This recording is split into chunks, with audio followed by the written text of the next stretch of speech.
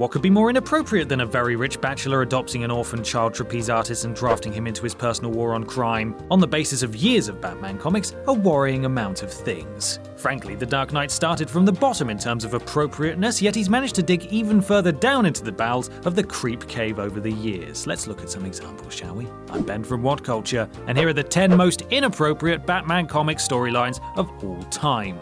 Number 10. Robin's interest in surrogate sister Batgirl. The Bat family is spectacularly incestuous. It's a good thing they're relations in name only, otherwise those semi-regular stories which look at the future of crime fighting in Gotham City would consist of a bunch of inbred idiots in ill-fitting lycra. In the second Nightwing annual, Kid Robin has the first stirrings of puberty whilst trapped in an air vent with Batgirl. "That better be your utility belt pushing against my leg," she growls at him. As if a Batman story where Robin's boner pushing up against Barbara Gordon isn't already quite close enough to the top of the inappropriate scale, once they get freed from their claustrophobic cage by the Caped Crusader himself, Dick has to hide his namesake behind his cape. Lol. Number 9. The Joker kills an unpopular child. Another classic Robin moment now as the Joker ended universally despised Robin, Jason Todd's life. It was quite disturbing, really. After taking a vote on whether or not he should be killed off, he was beaten to death with a crowbar by the Joker in the pages of miniseries Batman: A Death in the Family. As if that wasn't messed up enough, this was a title, remember, especially created so a child could be killed as a result of that popular vote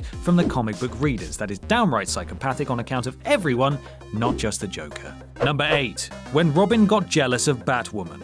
Most of what Bats and his wards discuss when they're off the clock is just willful misinterpretation of admittedly suspect euphemisms in retro comics, but there are also places where those who insist Bruce and Dick are up to no good are bang on the money. Like what happened when Batwoman turned up and stole Batman's heart. Probably helped that she was a foxy lady in a skin-tight costume presenting herself to an eligible bachelor who's been living with a child in a cave for half a century, but there we go. Robin's jealousy never felt like a child rejecting a new step-parent, however. He was envious about the amount of time Batman and woman spent together.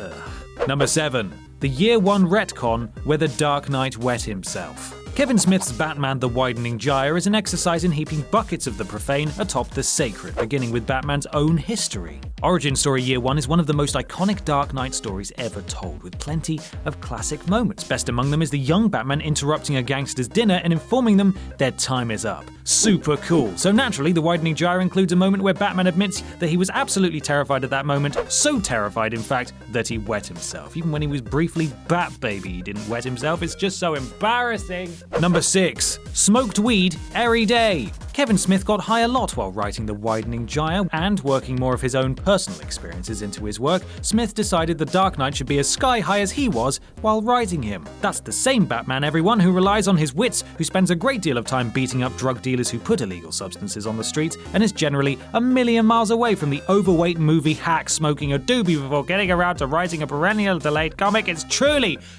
stupefying, and inappropriate. God, I feel like I've been smoking as well. It's truly stupefying and inappropriate stuff. F*** you, Kevin Smith. Number 5. Two-Face's homophobic blackmail. Gotham Central is one of the best Dark Knight comics to rarely feature the man himself. Instead, it focuses on the regular police of his city and how they deal with the same threats. Amongst its cast were recurring members of the Batman's Rogue Gallery, including Two-Face, whose obsession with police officer Renee Montoya was ported over from the animated series. You see, the comic book Renee Montoya is gay and so has even less reason to want to do kissing all up in there on Harvey Dent's disgusting scarry face. She's closeted though, because being a gay cop isn't much fun. At least she is until Two-Face publicly outs her after she refuses to be blackmailed into accepting his advances. Ugh, that's nice. Number 4. The goddamn Batman, tormentor of orphans. Frank Miller's Batman is unlike any other Batman. In The Dark Knight Returns, that was because Miller skipped a couple of decades into the future to focus on a broken, battered, elderly Caped Crusader. In Year 1, it was because Batman was at the outset of his career. In All-Star Batman and Robin, The Boy Wonder? Well, there was no excuse. The series still hadn't finished by the time Batman had already called Robin retarded and made him eat rats, had sex with Black Canary on top of a motorbike, and constantly called himself the goddamn Batman, and I don't know why he did any of that. That didn't make sense. Number 3. Whatever happened in Batman Odyssey? The Batman Odyssey miniseries is one of the most inexplicable, bonkers, and indescribable Batman stories ever told. Even when interviewed, artist Neil Adams admitted that it wasn't possible for him to give an overview of the plot. It's just too much to recount here, but these are some particularly objectionable moments that happened within.